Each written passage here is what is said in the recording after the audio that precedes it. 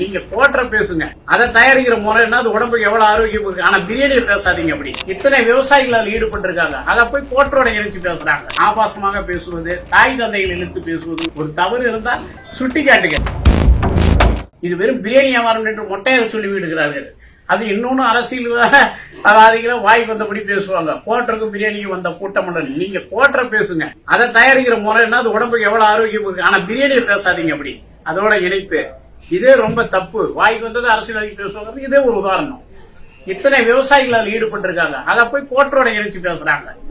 இது பிரியாணி வந்து நீ கோட்டருக்கு வந்த கூட்டம் பேசிட்டு போங்க, எங்களுக்கு பிரச்சனையே இல்லை. பிரியாணியை சொல்லாதீங்க. அது ஒரு நெருப்புல ஒரு சதலி வெந்து ஒரு தொழிலாளியோடைய வேர்வை.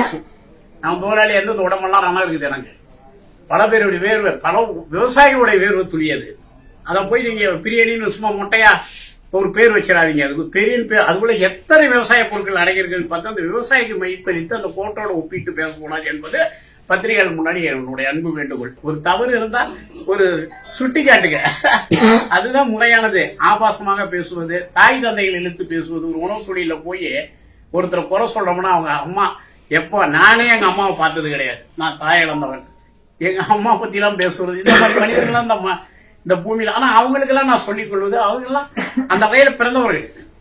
அதை பற்றி எங்களுக்கு கவலை இல்லை.